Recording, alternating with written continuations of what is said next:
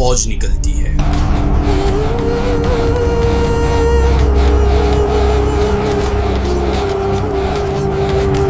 لشکروں کا شور، تلواروں کی چمک اور ان کے درمیان وہ بڑے بڑے ہاتھی جو اس دور میں قدرت کی مثال سمجھے جاتے تھے۔ ان کا ارادہ تھا ایک ایسے گھر کو گرا دینا جو دھرتی پر عبادت کا مرکز تھا، وہ گھر جو ہزاروں سالوں سے تعظیم کی علامت بنا ہوا تھا، وہ گھر جو رب العالمین کا چنا ہوا مقام تھا، وہ تھا اللہ کا گھر کعبہ۔ پھر ایک ایسا منظر رونما ہوا جس کا ذکر خود اللہ نے اپنی کتاب میں ہمیشہ ہمیشہ کے لیے لکھ دیا، وہ واقعہ جو سورۃ الفیل کی آیتوں میں قیامت تک کے لیے گواہی بن کر رہ گیا۔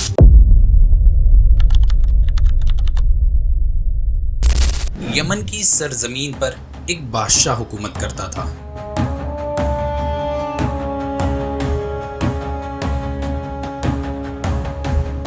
جس کا نام تھا ابرہہ۔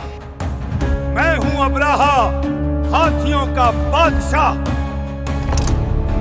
ایک ایسا بادشاہ جو طاقت میں بھی مشہور تھا اور گھمنڈ میں بھی ڈوبا ہوا تھا، جس کے پاس بڑی بڑی فوج تھی، لشکروں کی لمبی صفیں تھی اور جنگ کے میدان میں وہ اپنے ہاتھیوں کے دم پر فخر کرتا تھا۔ عرب کی دنیا میں ایک ہی گھر ایسا تھا جہاں سب کے دل کھینچے چلے جاتے تھے،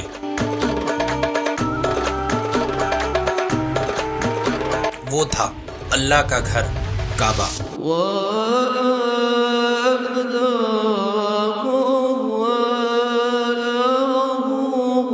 لوگ دور دراز سے آتے، اس گھر کی تعظیم کرتے اور اپنی عبادت اسی جگہ انجام دیتے۔ لیکن ابرہہ کے لیے یہ بات زہر بن گئی تھی اور اس نے سوچا کیوں نہ لوگ کعبہ کو چھوڑ کر اس کے بنائے ہوئے گھر کو اپنا مرکز بنا لے، اور پھر اس نے یمن میں ایک شاندار گرجا بنوایا، ایسے نقش و نگار، ایسی بلندی کہ دیکھنے والے حیران رہ جائے۔ ابرہہ سمجھتا تھا کہ اب لوگ کعبہ بھول جائیں گے، مگر ہوا اس کا الٹا۔ لوگوں کے دل اب بھی مکہ سے جڑے رہے اور کعبہ کی تعظیم اور عزت ویسے کی ویسی ہی برقرار رہی۔ یہ دیکھ کر ابرہہ کا غصہ شدت میں بڑھ گیا اور اس کے اندر کا گھمنڈ آگ بن کر بھڑک اٹھا۔ ابرہہ کا غصہ اپنی انتہا کو پہنچ گیا تھا۔ اس نے غصے میں ایک فیصلہ کیا، میں کعبہ کو مٹی میں ملا دوں گا۔ فوج کو تیار کیا گیا، صفوں میں سپاہی، گھوڑوں پر سوار لشکر اور سب سے آگے ایک دہشت ناک ہاتھی جس کا نام تھا محمود۔ وہ ہاتھی ابرہہ کا فخر تھا اور اس نے اسے آگے اس لیے رکھا تاکہ جب لوگ اس منظر کو دیکھیں تو ان کے دل دہشت سے کانپ اٹھے۔ مقصد صاف تھا، مکہ تک مارچ کرنا اور کعبہ کو مٹی میں ملا دینا۔ جب یہ خبر کعبہ پہنچی تو لوگوں کے درمیان ڈر کا ماحول پھیل گیا۔ ان کے پاس نہ ایسی فوج تھی نہ ایسے ہتھیار۔ انہوں نے سوچا ہم اس سے کیسے نپٹ سکتے ہیں۔ آخرکار مکہ کے سردار عبد المطلب ابرہہ کے سامنے گئے۔ ابرہہ نے تکبر کے لہجے میں کہا، میں تمہاری کوئی چیز نہیں چاہتا، میرا نشانہ بس یہ کعبہ ہے۔ اور پھر عبد المطلب نے وہ الفاظ کہے جو ہمیشہ ہمیشہ کے لیے تاریخ میں لکھ دیے گئے۔ عبد المطلب نے کہا، میں تو صرف ان اونٹوں کا مالک ہوں جنہیں تمہارے سینک لے گئے ہیں، مگر اس گھر کا مالک میں نہیں، اس کا مالک اللہ ہے۔ اگر وہ چاہے گا تو اس کی حفاظت ہوگی اور اگر وہ نہ چاہے تو پھر کوئی اس کو بچا نہیں سکتا۔ اگلی صبح جب ابرہہ اپنی فوج کے ساتھ کعبہ کی طرف روانہ ہوا تو سب کی نگاہ اس کے بڑے ہاتھی محمود پر تھی۔ اس کے قدم مکہ کی طرف اٹھنے ہی والے تھے، مگر پھر ایک عجیب منظر سامنے آیا۔ وہ ہاتھی جو جنگوں میں طوفان کی طرح برستا تھا अपने कदम जमा कर रुक गया, ना आगे बढ़ता ना पीछे हटता। जब उसे काबा की तरफ मोड़ा जाता तो वो ज़मीन पर बैठ जाता, और जब किसी और सिमत मोड़ा जाता तो तुरंत चल पड़ता। अब्राहा के सिपाहियों ने उसे डंडे मार कर उठाना चाहा, लातों और तलवारों से उस पर जोर आजमाया, लेकिन हाथी जैसे किसी गैबी हुक्म का इंतजार कर रहा था।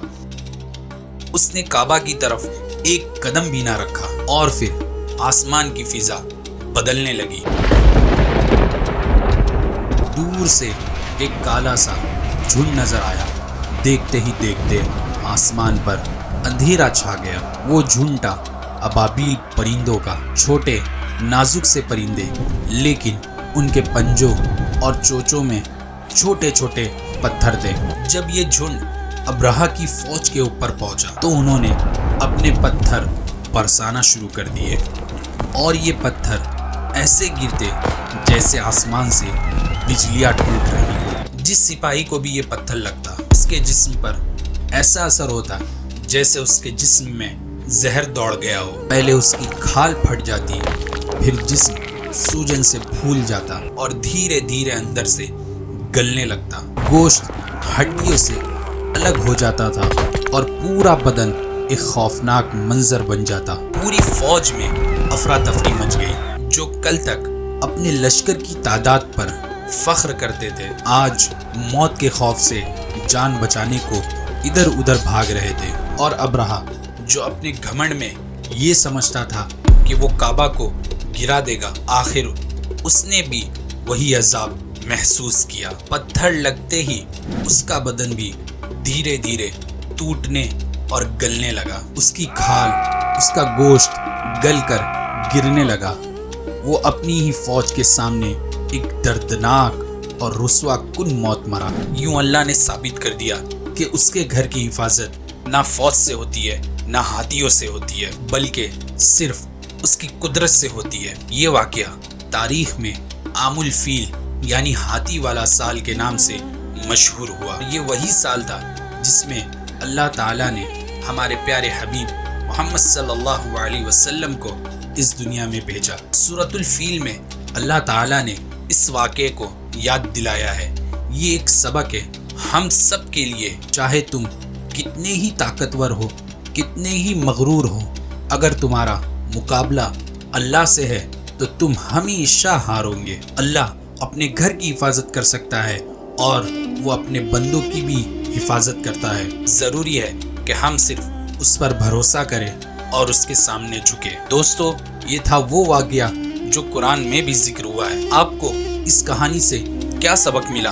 अपने जज्बात और सोच को कमेंट बॉक्स में ज़रूर शेयर करें। अगले वीडियो में फिर मुलाकात होगी। तब तक के लिए अल्लाह हाफिज़।